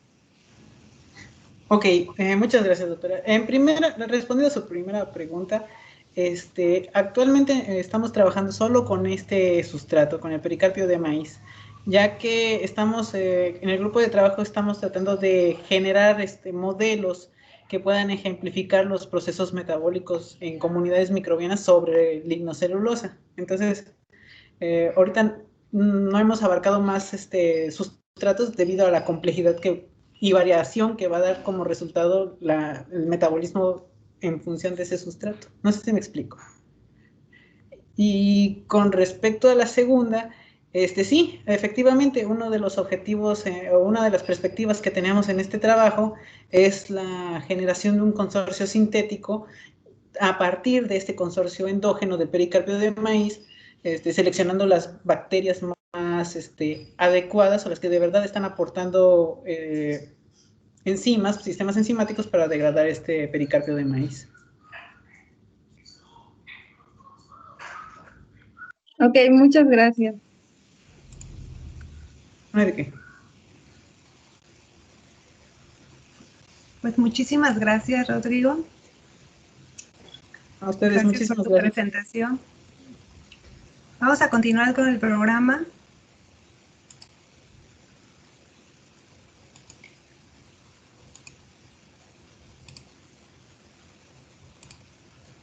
A continuación, análisis de un sistema de codigestión Lodo-Forzu en fases a nivel planta piloto. Presenta Alejandra Vázquez Márquez, nivel académico posgrado. Adelante.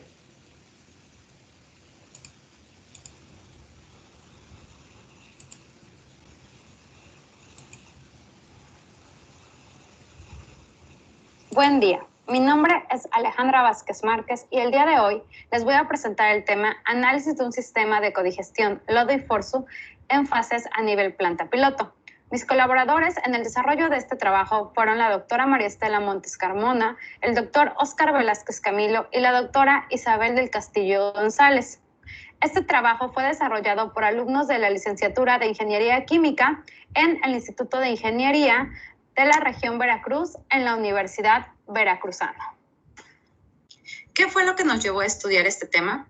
Para empezar, el evidente aumento en la producción de desechos causados por el crecimiento poblacional actual, además de la falta de un sistema adecuado de disposición de dichos residuos, debido a la poca educación que existe en gestión de residuos urbanos.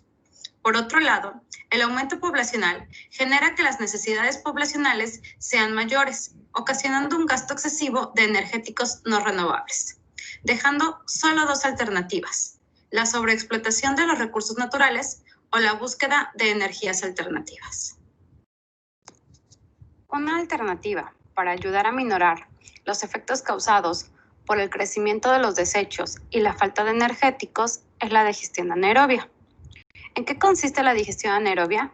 De forma muy general, la digestión anaerobia emplea la materia orgánica para producir biogás y digestato. ¿Qué materia orgánica puede ser utilizada en este proceso? Pueden ser utilizados desechos ganaderos, la fracción orgánica de los residuos sólidos urbanos, la materia orgánica, o bien lodos de plantas de tratamiento de aguas residuales que se producen constantemente y a veces en mucha cantidad. No son los únicos que pueden ser utilizados, pero sí de los que hablaremos en esta presentación. Estos, después de un acondicionamiento, entran al digestor anaerobio, el cual, como ya dije, produce biogás, que es rico en un gas llamado metano, que es altamente energético, y un digestato, que después de un tratamiento puede ser utilizado como fertilizante en el campo. Después de lo anterior, podemos decir que el objetivo general de este trabajo fue estimar la eficiencia de un proceso de codigestión anaerobia en fases como alternativa para el tratamiento de residuos municipales. De forma muy particular, se trabajó con lodos residuales y fracción orgánica de los residuos sólidos urbanos. En digestión anaerobia, todo comienza con un sustrato, la materia orgánica. Esta materia orgánica va a pasar por un proceso de degradación para volverse una molécula mucho más pequeña, el metano. Estas fases son la hidrólisis, acidogénesis, acetogénesis y metanogénesis. En un reactor en monoetapa, como su nombre lo dice, todas estas fases se llevarían a cabo en un solo reactor.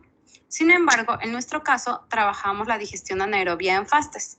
Esto implica que estas 4 etapas se van a dividir en 2 reactores. Trabajar con microorganismos no siempre es fácil, porque estos requieren ciertos parámetros para mantener su eficiencia. En el caso de la digestión anaerobia, los parámetros que garantizan la eficiencia de los microorganismos y por ende de nuestro sistema son los parámetros de control y los parámetros operacionales. Dentro de los parámetros de control tenemos el pH, la relación AGV-alcalinidad, el potencial redox, la cantidad de nutrientes, la materia orgánica, los compuestos tóxicos o inhibidores que puedan llegar al sistema y la demanda química de oxígeno. Dentro de los parámetros operacionales debemos mantener la temperatura, la correcta homogenización, calcular un adecuado tiempo de retención y vigilar la carga orgánica. Los digestores anaerobios utilizados para este proyecto se encuentran ubicados en el Laboratorio de Ambiental del Instituto de Ingeniería de la Universidad Veracruzana. Esta investigación consistió de 3 etapas muy importantes.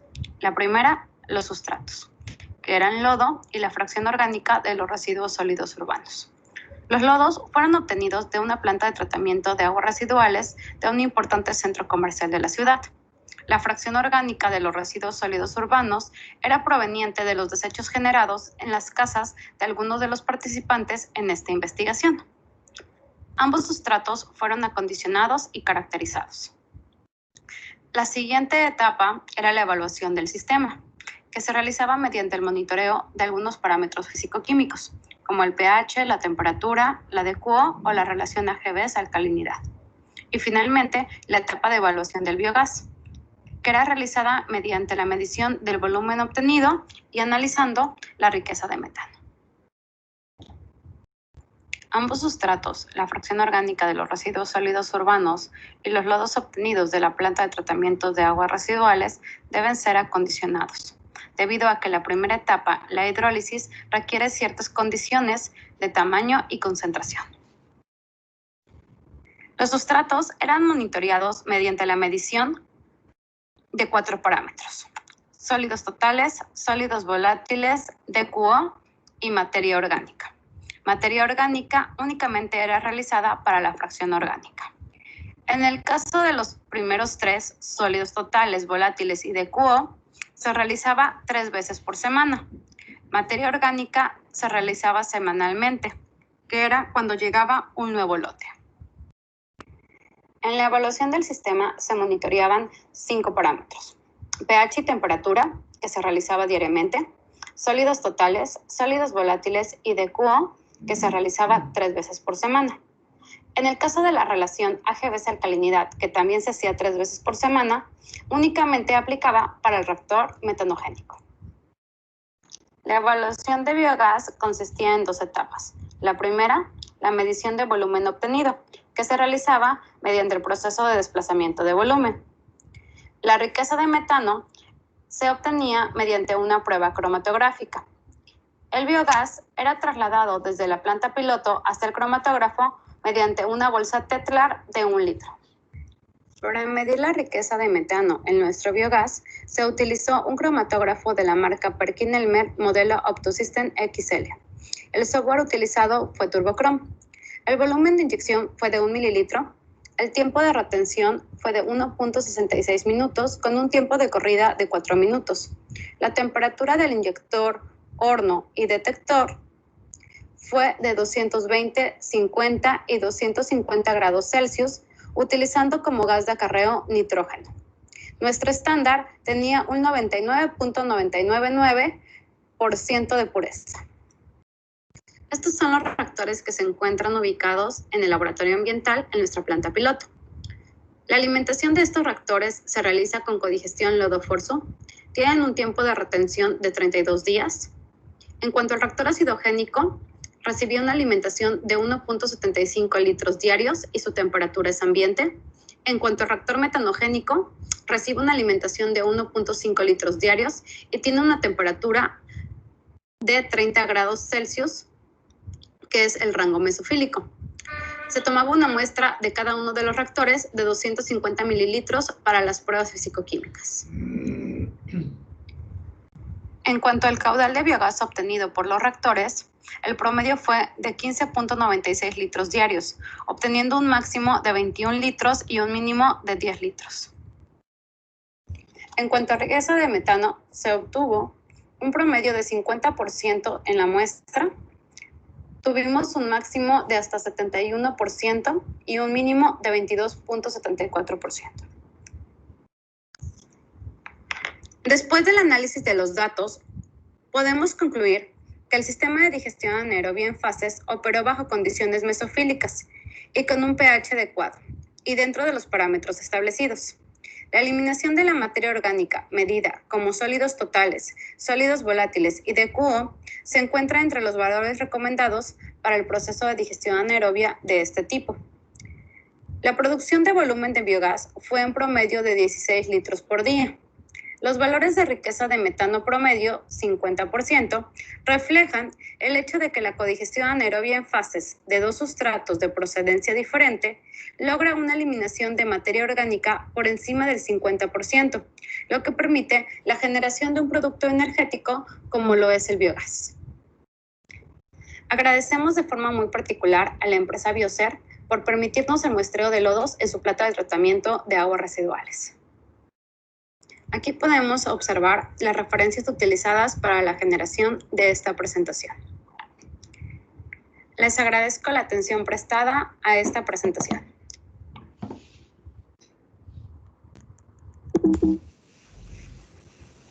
Muchas gracias, Alejandra. ¿Alguna pregunta? Les recordamos levantar la manita. Adelante. Sí, adelante, doctora Elda.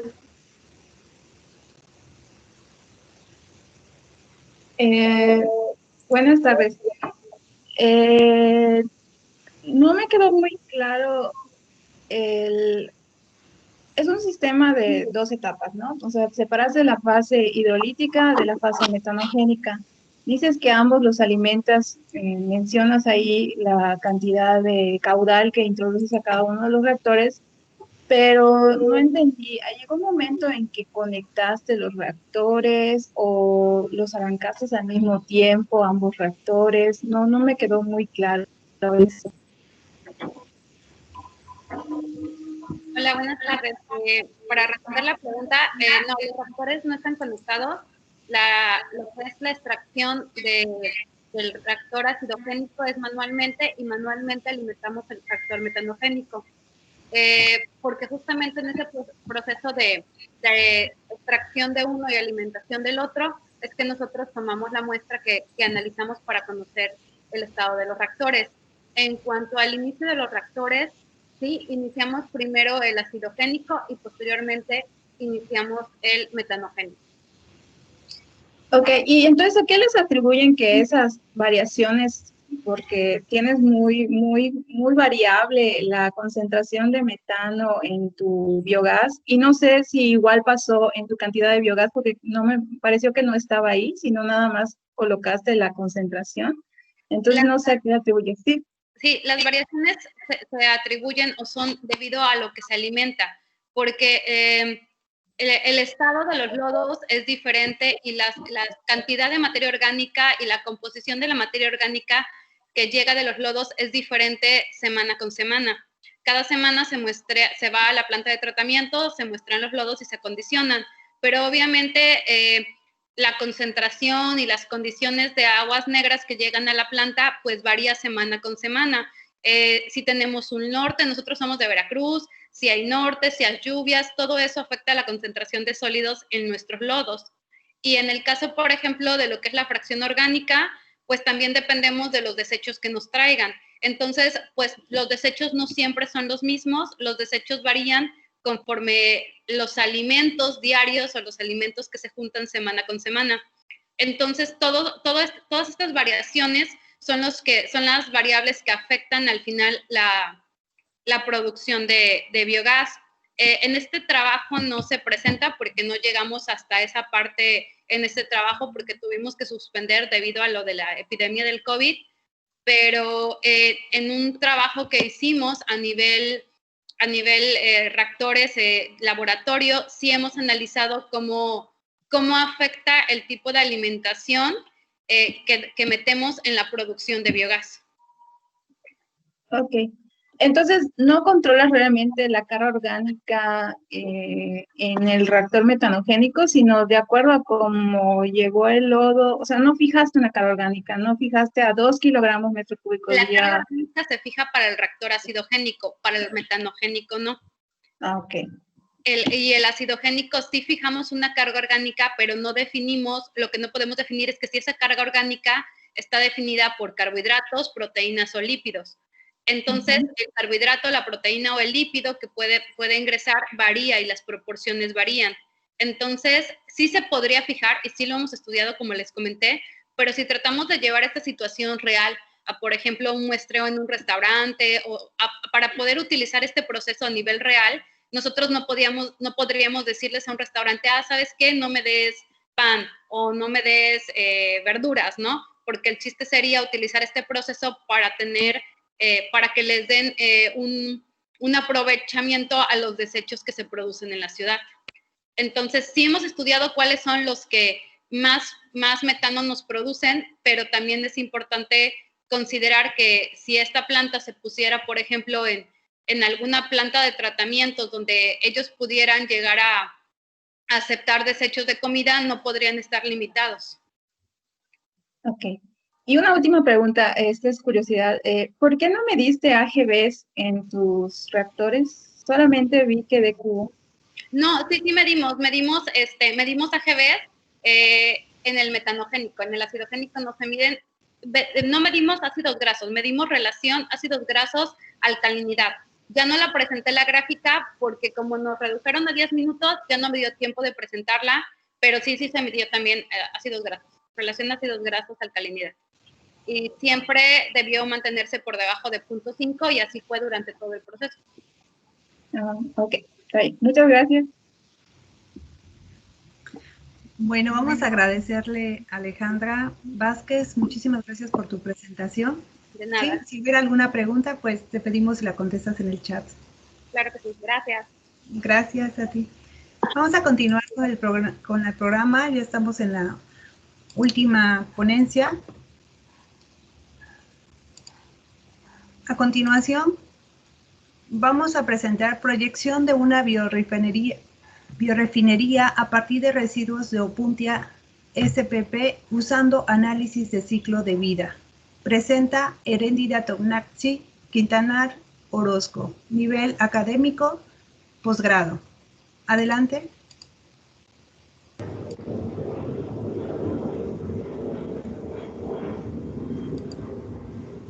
Buenas tardes. Soy Eréndira Tonacci Quintanar Orozco de la Universidad Autónoma del Estado de Hidalgo. El nombre del trabajo que voy a presentarles a continuación es Proyección de una biorefinería a partir de residuos de Opuntia SP usando análisis de ciclo de vida. El contenido de esta presentación es introducción, objetivo, metodología, resultados preliminares y conclusiones. Como parte de la introducción, hablaré acerca de Opuntia SP, que es una cactácea endémica de México y se encuentra distribuida en todo nuestro país. Se cuenta con especies silvestres y domesticadas. Las últimas tienen el objetivo de proveer productos de consumo humano como nopal, verdura y tunas, que han sido incluidos en la dieta mexicana desde hace muchos años. En la plantación de Opuntia como cultivo, se considera el nopal verdura como las raquetas que brotan en las primeras 2 semanas posteriores a la plantación, pues tienen una consistencia suave, ideal para el consumo humano. Pasado este tiempo, la raqueta adquiere un aspecto grueso y leñoso, lo que impide que pueda ser considerado nopal verdura. Por lo tanto, en el mantenimiento de este cultivo, estas raquetas con aspecto leñoso y grueso deben de ser retiradas, denominándose como residuo, como podemos ver en la imagen derecha. La producción de este cultivo se encuentra distribuido en todo el país. Sin embargo, en el centro se considera al estado de Hidalgo como uno de los principales productores, reportando 4.405 hectáreas de producción de nopal y tuna. Y considerando que por cada hectárea de producción se generan 8 toneladas anuales de residuos, se calcula un total de 35.240 toneladas de residuos anuales. Es por ello que se puede considerar una fuente de biomasa suficiente para una biorefinería. A su vez, en la biorefinería propuesta en este trabajo, se considera la obtención de biofertilizante, biogás, pectina y mucílago. Cabe destacar que el proceso aquí propuesto para la obtención de pectina y mucílago ha sido optimizado, que a diferencia de lo que se reporta en la literatura, no es necesario la aplicación de procesos térmicos y además se ha disminuido el volumen de etanol utilizado.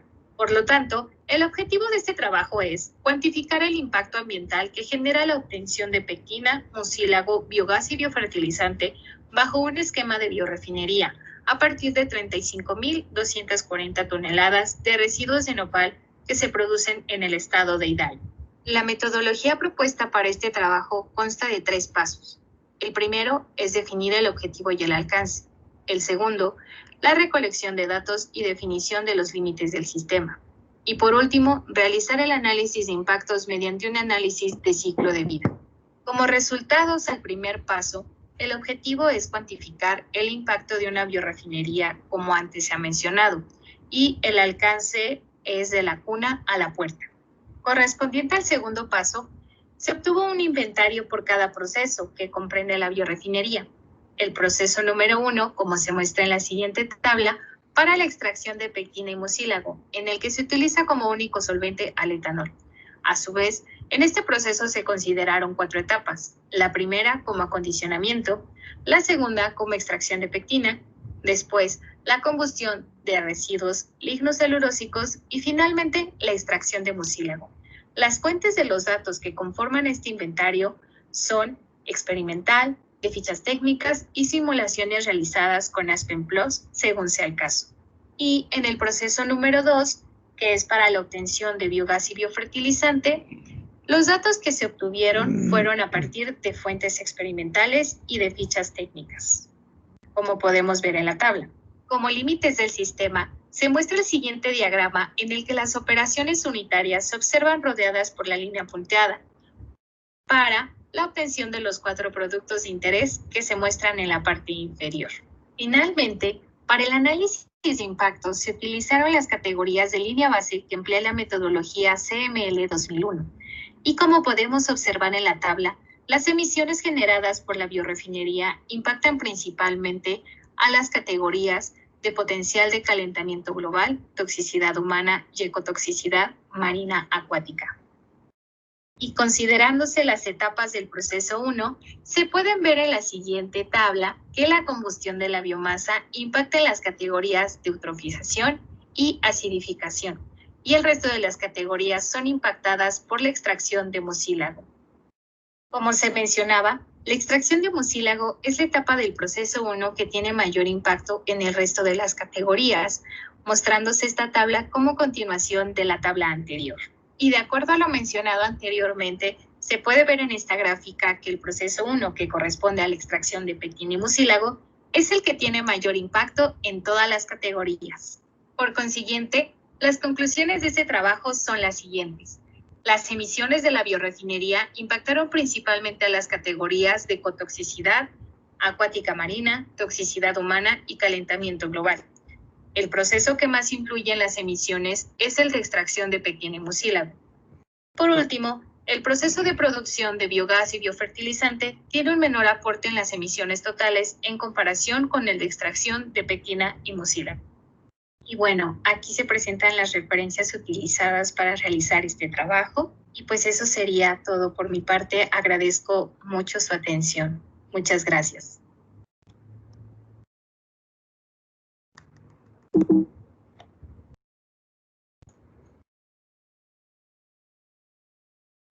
Muchísimas gracias, Heréndida.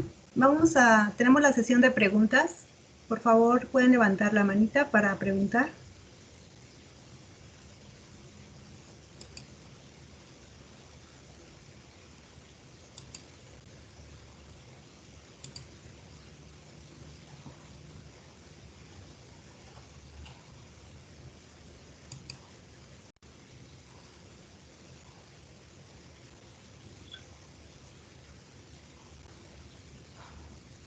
¿Sí? ¿Nadie tiene ninguna pregunta? Bueno, pues vamos a agradecerle a Heréndida por su presentación. Y con esto se termina en esta sesión todas las pláticas. Les vamos a pedir que los que tengan la oportunidad, si pueden prender sus cámaras para tomar una foto de evidencia y del recuerdo también.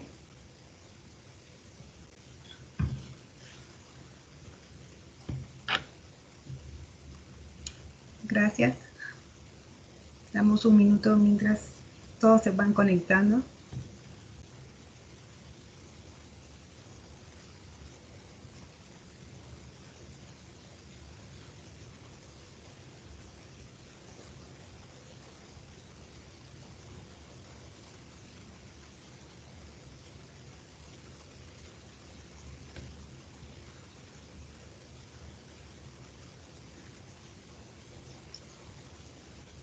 Muy bien.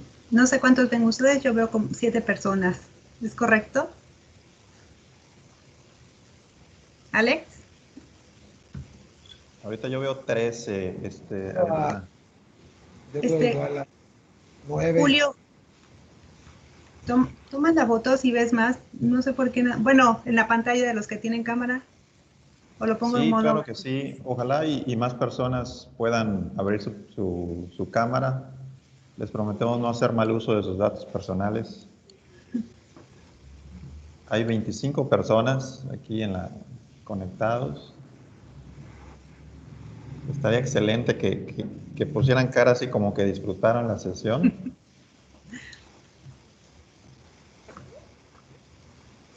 Perfecto. Ahorita les voy a indicar, cuando diga 3, decimos todos config. 1, 2, 3. Ya, si me permiten tomar otra, nada más en caso de que la tecnología nos traicione.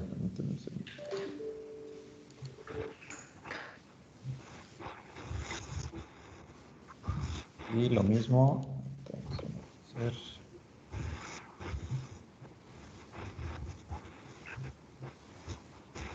Una, dos, tres, config.